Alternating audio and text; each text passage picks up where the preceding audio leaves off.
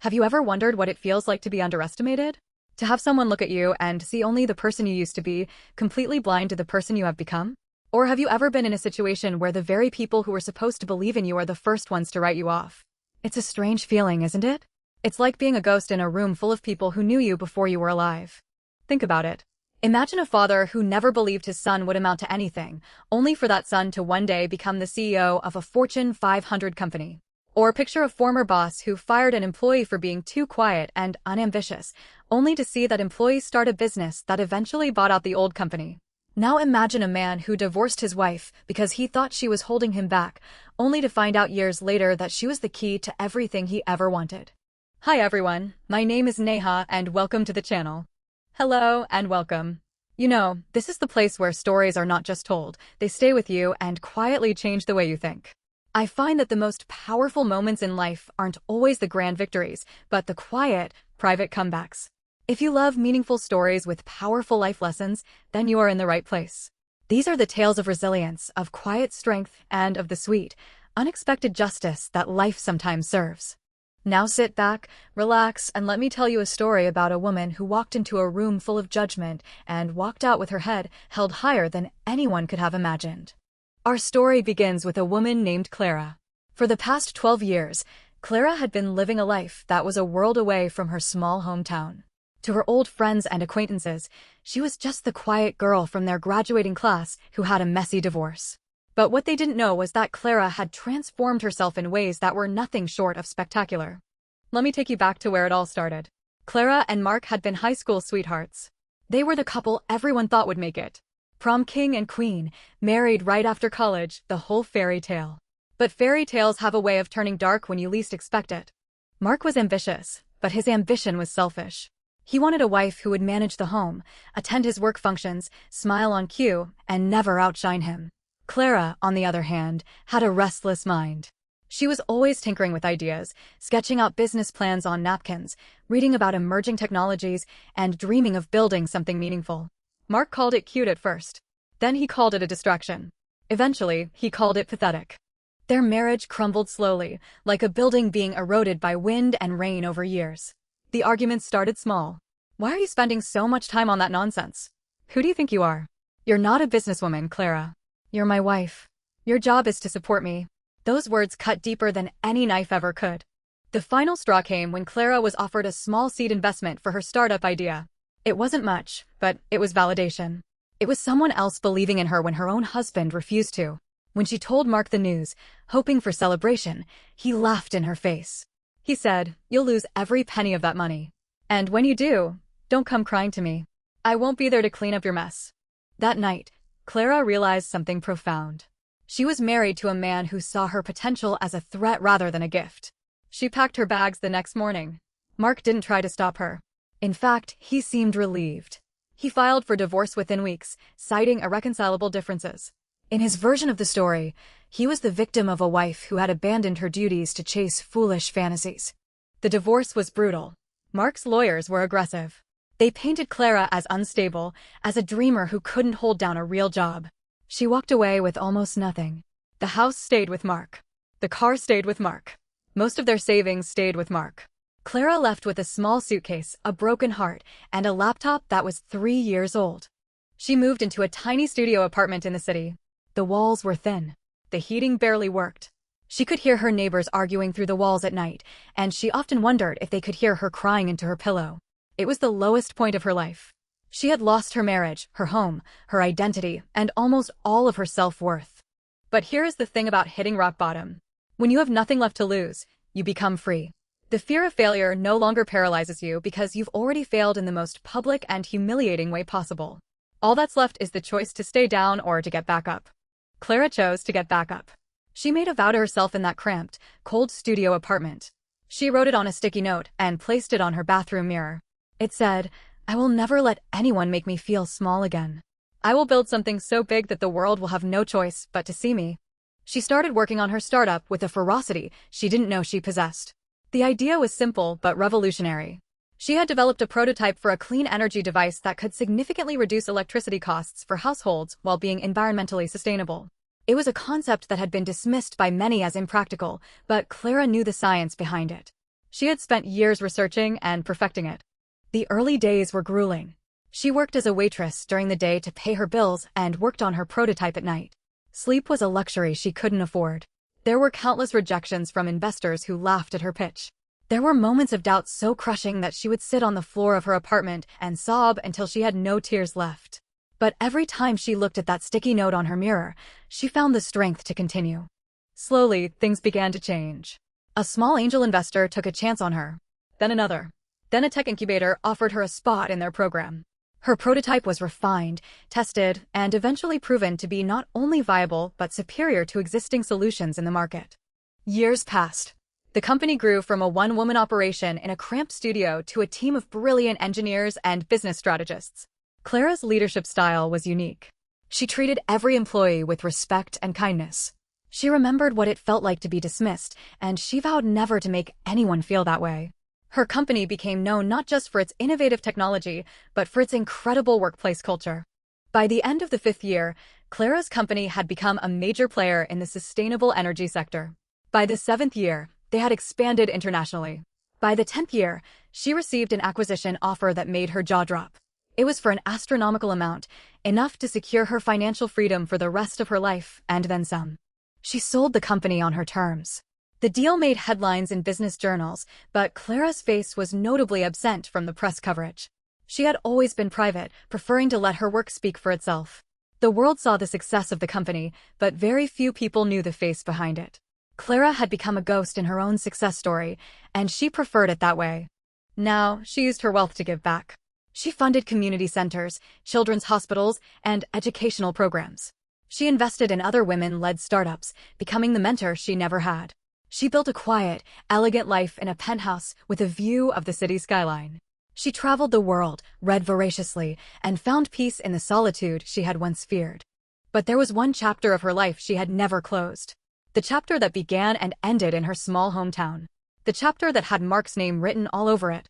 When the invitation to the 20th high school reunion arrived, Clara stared at it for a long time. She remembered the sting of humiliation from her divorce. She remembered the whispered gossip that followed her out of town. She remembered Mark's cruel laughter echoing in her ears. Going back would mean facing all of that again. But then she thought about the woman she had become. She was no longer the frightened, broken girl who had left with nothing. She was a titan of industry, a philanthropist, a woman of immense strength and grace. The reunion wasn't a threat. It was an opportunity. An opportunity to close that chapter for good. She decided to attend. But she made a conscious choice about how she would present herself. She wouldn't arrive in a limousine. She wouldn't wear designer labels or flash expensive jewelry. She wanted to walk into that room as herself, the real Clara, not as a walking billboard of her wealth. She wanted to see if anyone would recognize the person she had become beyond the surface. The night of the reunion arrived. The Grand Majestic Hotel was glittering with lights, and the ballroom was filled with familiar faces from her past. Clara walked in wearing a simple but elegant cream-colored dress. It was understated, but the fabric was luxurious, the kind of material that only those with true taste could appreciate. She wore a pair of classic pearl earrings and a vintage watch that had belonged to her grandmother. It was a subtle nod to her heritage, reminder of where she came from. As she entered the room, she felt a wave of nostalgia wash over her. There were the cheerleaders, now middle-aged women with careers and children. There were the jocks, now balding and carrying extra weight. There were the nerds, now successful professionals who had finally found their stride. The years had transformed everyone, but the dynamics of high school still lingered beneath the surface. And then she saw Mark. He was holding court in the center of the room, surrounded by a group of men who had once been his friends. He was talking loudly, gesturing expansively, clearly trying to impress. Clara watched him for a moment. He looked older, of course. His hair was thinner, his face more lined. But his eyes still held that same arrogant gleam. He was still the same man who had dismissed her dreams and crushed her spirit. Mark spotted her almost immediately. His eyes narrowed, and a slow smile spread across his face. It wasn't a warm smile. It was the smile of a predator who had just spotted its prey. He excused himself from his group and made his way toward her. Clara stood her ground. She felt her heart beat faster, but she kept her expression calm and serene. This was the moment she had been waiting for, the moment she would finally confront her past. Mark reached her and looked her up and down with a critical eye. His voice was dripping with condescension. He said, Clara, wow, I almost didn't recognize you. It's been, what, 12 years? You look well, you look the same. Still wearing that same old simple style, I see. He laughed, a forced, unpleasant sound. Some of his friends from the football team had followed him and gathered around, watching the scene unfold with amused expressions. Mark continued, so, still chasing those little pipe dreams? I heard you were doing something. How are those projects working out for you? You know, you really could have been something if you'd just been more practical. I remember, I used to tell you that all the time. The group of men around him laughed. They didn't know Clara, they only knew the story Mark had been telling for years. The story of the wife who was a dreamer, a liability, who couldn't hold him back. He was relishing the moment, performing for his audience. He was painting a picture of Clara as the one who got away and failed. But Clara didn't flinch. She looked at him with a calm that surprised even herself. She was no longer the woman who would crumble under his words. She had faced far bigger challenges than a bitter ex-husband. She simply smiled and said, "It's nice to see you too, Mark." Mark, sensing that his barb hadn't landed, pressed on. He said, "You know, I always wondered what happened to you after the divorce. I heard you moved to the city. Did you ever get a real job? Or are you still living off those silly little ideas?" His friends snickered. The room was starting to notice the commotion. Conversations around them began to die down as people turned their attention to the scene unfolding in the center of the ballroom. Clara took a slow sip of her champagne. She was in no rush. She knew what was coming, and she was ready for it. She said, "I've been doing quite well, actually. But I'm sure you're not interested in the details." Mark laughed loudly.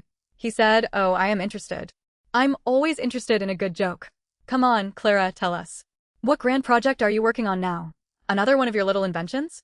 At that precise moment, the hotel manager, a distinguished man in a crisp suit, began making his way across the ballroom floor. He moved with purpose, bypassing Mark completely, and walked directly up to Clara. He bowed his head respectfully and spoke in a clear, carrying voice. He said, "Miss Clara, I am so sorry to interrupt, but we just received confirmation from the hospital. The donation you made last week has already funded the new children's wing. They wanted to send their personal thanks and asked if they could name the wing after you. It's a truly wonderful gesture." The room fell silent. Mark's smirk vanished, replaced by a look of utter confusion. His friends looked at each other, their expressions shifting from amusement to bewildered shock.